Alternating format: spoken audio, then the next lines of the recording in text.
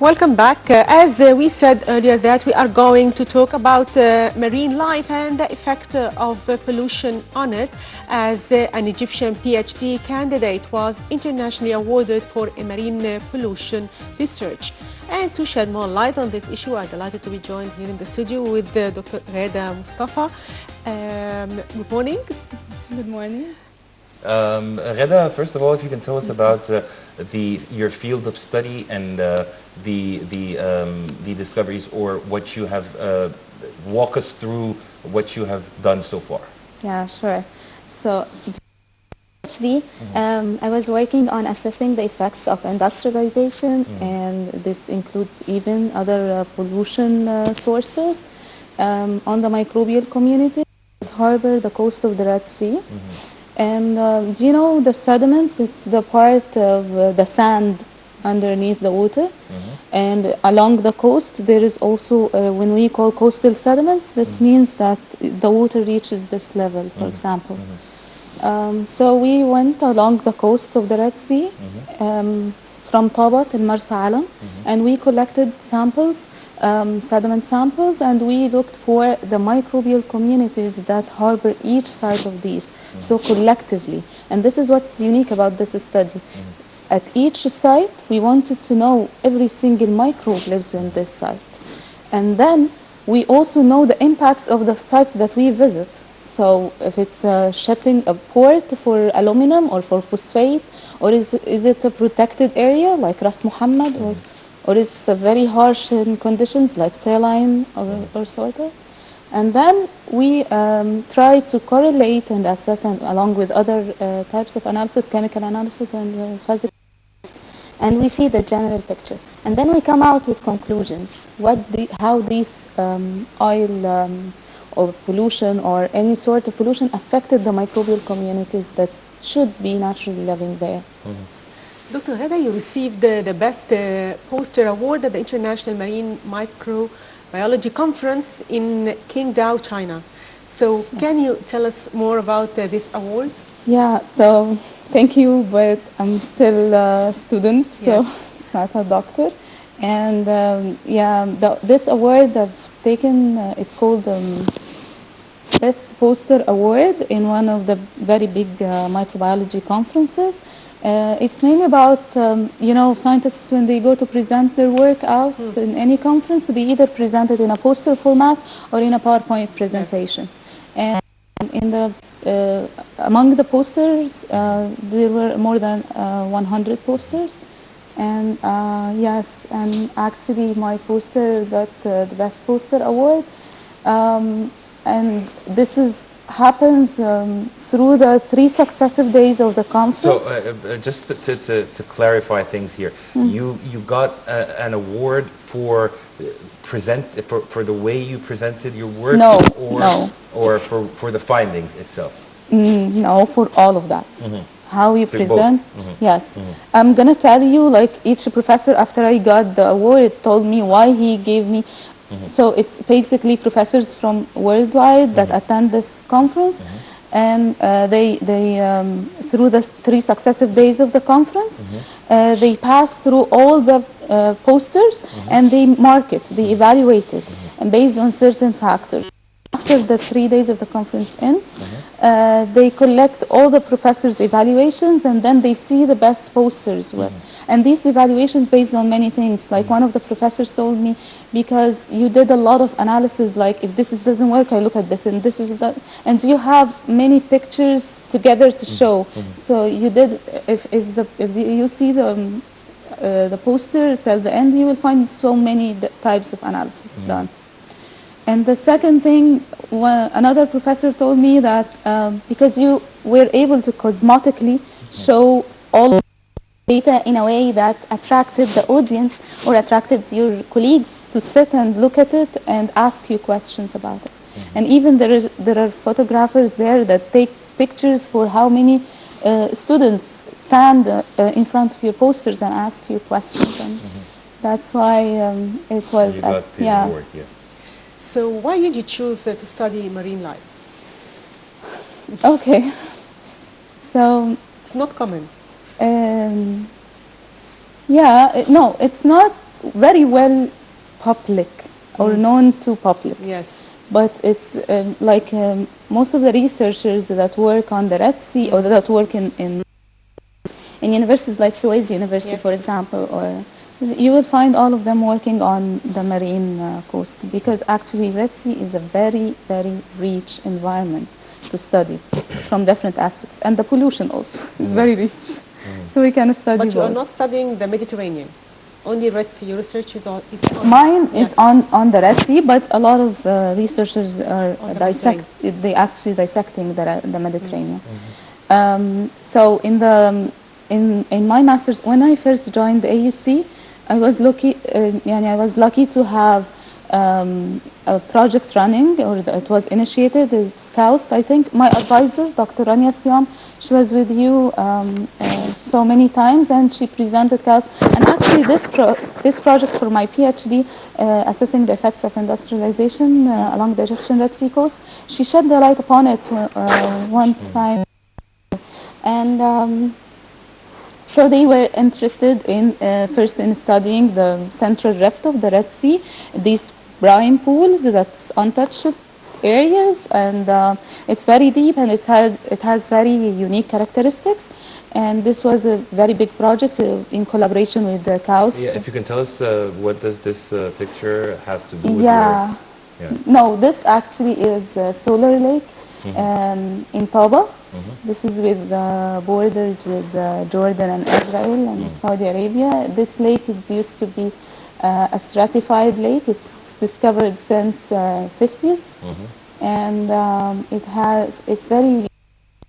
it's very important to the environment because Yeah, what's unique about it? it's a stratified lake, meaning its water layers does not mix together.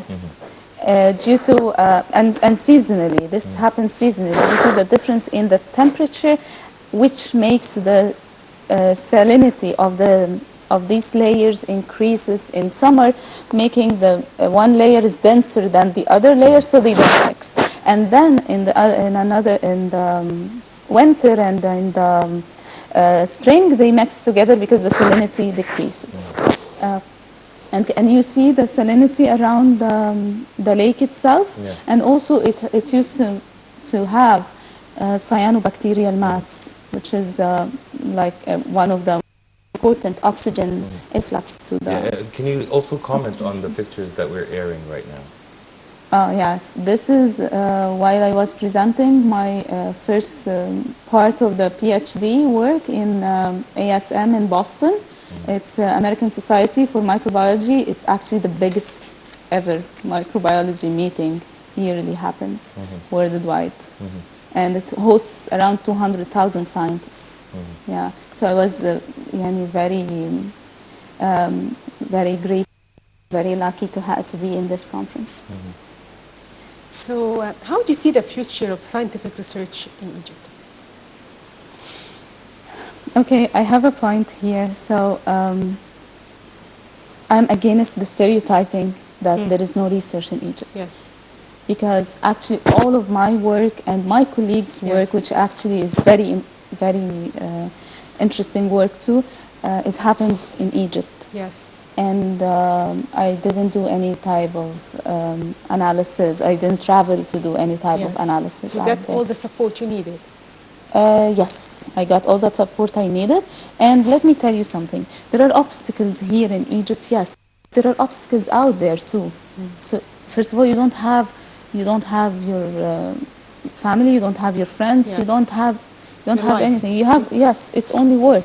So if you failed here in Egypt, doesn't assure you that you will succeed out there. But if you succeeded in Egypt, this is assure you that you can succeed out there. So yes, you need to travel at some point of time to increase your knowledge, to increase your CV. Yes. But you don't have to travel just because you fail here, or you think that here there is no research. No, I think here there is a research.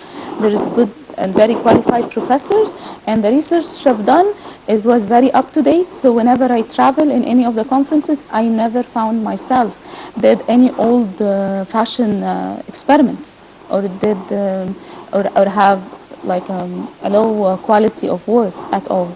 I find myself in a competitive level with my peers out there, and that's why I am against this idea. Okay, back to your findings and your studies. Just a simple question, but it might need an elaborate answer. Is the Red Sea in danger? Definitely. Definitely. To what extent the industry is invasive or has a negative impact on the Red Sea? Also, oil drilling. It's yes. So if I'm gonna combine your questions, so I will say the industry is the big umbrella, and then we say oil industry, and then touristic industry, and then other types of industry. So for oil industry, it's not only the oil drilling. You know, have you ever heard about the 2010 accident of GSM Oil Company? That was the largest oil spill. GSM. Yeah. It was the largest oil spill ever happened in the history of Egypt, and this happened due to from their platform, offshore platform. So their drillers are actually not very well maintained, when they leak tons of oil, and they polluted 160 kilometers of the Egyptian coast. Oh my God. And this actually worried a lot of mainly the touristic interest because it polluted all the coast. It was on the coast, so they had to remove it, not to lose the tourism. Does this image has to do Yes. with the? Yes. So how can we know that the percentage or the extent of pollution from this image? Roughly, if you put your leg in the sediments, in the sand, you will find oil comes with you. So This destroys the marine life. definitely, definitely. First of all, it alters the community. And So the ecosystem is all yes, upside down. yes. So when an oil spill happens, people think first thing of the coast because of tourism, and then they think of the fish industry because fishes are going to be killed, and then you will find them floating on, and coral reefs actually They affected. will But be the, destroyed as well. yes, and we have a lot of coral bleaching. Actually, this is one of the species that's in danger in Egypt, in worldwide, not only in Egypt. But nobody actually looks or be able to see the effect on the microbes. And these microbes are the origin for nutrients for all of the marine life, and actually for us, for our life too, and for the atmosphere as a whole. So if in balance, in the normal balance, these microbes produce carbon, hydrogen, nitrogen levels to the environment. If you give them an oil spill, so this is like an extrinsic factor, extrinsic disturbance to them. What they will do? These normal species will diminish, maybe disappear, and another bacteria or another microbe that all their, like they were all concerned with eating this oil. So they are oil degrading microbes or oil degrading bacteria. So you will find them blooming while the others are diminishing. So this is a disturbance in the normal cycle of their life.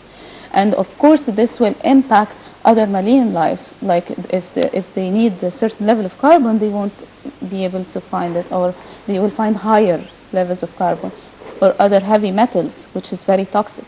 We have aluminum shipping ports, and we have phosphate shipping ports, and toxic levels of heavy metals, due to also the sewage discharge of not only the oil platforms, factories, thank you, and also the industry of tourism is affecting the Red Sea. Resorts, building resorts. Yes. First thing they do, they change the sediments and they put their own particles of sands, so not to have these shells, and this on its own changed the chemistry of the sediments, and by default changes also the microbes that live in these parts. So the whole ecosystem is disturbed. Yes, definitely. So the microbes is the origin, I think it's the origin of life for plants, for animals, for us as Will humans. this impact us on the long run, Definitely. or just only the marine life? No, it will impact us. لأنه we didn't only find the oil degrading bacterium or these, we found also hits for pathogenic bacteria. So pathogenic to human and pathogenic to marine invertebrates, like to fishes and all of that. So these hits, if it's confirmed to be correct, you know, this is one of the effects of human impact or human pollution or tourism on the Red Sea, because there are indicators that there is a lot or an intense human occupants to this area, or that they go to this area a lot, like the fecal indicators. These are polluting microbes. And at certain levels, they change the water quality. And worldwide, there is an average where you can say this water has a good quality for bathing. Above it or below it, above it, it's not allowed for bathing. So we need to maintain these levels, and that's why some scientists interested here and environmentalists, they go along the coast seasonally to check these indicators levels, to know whether these fits with worldwide ranges or averages of pollution or not. Speaking about preserving the environment and the maritime, do you think that the government is providing adequate or sufficient regulations to prevent any damage from occurring? So, as a PhD student, my work always is to read, to read articles, to read researches. And based on what I read, I find a lot of, not a lot, but I find organizations that's interested in assessing the levels, but preventing it, I didn't find that. Putting certain punishments for doing this, I don't know. But what I find that there are reports.